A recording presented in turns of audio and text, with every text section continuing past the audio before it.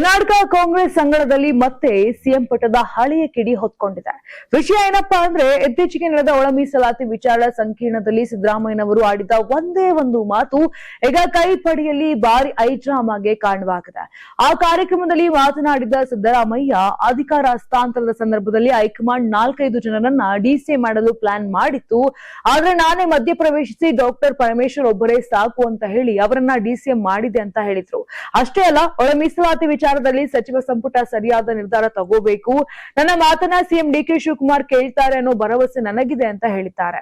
ಇನ್ನು ಇಲ್ಲಿಗೆ ಕತೆ ಮುಗಿಲಿಲ್ಲ. ಸಿದ್ದರಾಮಯ್ಯನವರ ಈ ಹೇಳಿಕೆಗೆ ಡಿಸಿಎಂ ಡಾಕ್ಟರ್ ಪರಮೇಶ್ವರ್ ನೀಡಿದ ಸ್ಪಷ್ಟನೆ ಬೆಂಕಿಗೆ ತುಪ್ಪ ಸುರಿದಂತಾಗಿದೆ. ಇನ್ನು ಪರಮೇಶ್ವರ್ ಏನಂದ್ರು ಗೊತ್ತಾ? ಹೌದು, ಸಿದ್ದರಾಮಯ್ಯನವರು ತಮ್ಮ ಪದತ್ಯಾಗದ ವೇಳೆಯಲ್ಲಿ ನನ್ನ ಹೆಸರನ್ನೇ ಮುಖ್ಯಮಂತ್ರಿ ಹುದ್ದೆಗೆ ಶಿಫಾರಸು ಮಾಡಿದ್ರು. ಆದ್ರೆ ಹೈಕಮಾಂಡ್ ಲೆಕ್ಕಾಚಾರವೇ ಬೇರೆ ಇತ್ತು. ನಾವಿಬ್ಬರು ವರ್ಷಗಳಿಂದ ಒಟ್ಟಿಗೆ ಕೆಲಸ ಮಾಡಿದ್ದೇವೆ. ನನ್ನ ಬಗ್ಗೆ ಅವರಿಗೆ ಚೆನ್ನಾಗಿ ಗೊತ್ತು. ಹಾಗಾಗಿ ಅವರು ನನ್ನ ಹೆಸರನ್ನ ರೆಫರ್ ಮಾಡಿದ್ರಲ್ಲಿ ನನಗೇನು ಆಶ್ಚರ್ಯ ಆಗ್ಲಿಲ್ಲ ಅಂತ ಬಾಂಬ್ ಅನ್ನ ಸಿಡಿಸಿದ್ದಾರೆ. ಇಬ್ಬರು ನಾಯಕರ ಮಾತು ಕೇಳಿ ಈಗ ಡಿಕೆ ಶಿವಕುಮಾರ್ ಕ್ಯಾಂಪ್ ಮತ್ತು ಕಾಂಗ್ರೆಸ್ ನಾಯಕರು ಶಾಕ್ ಆಗಿದ್ದಾರೆ.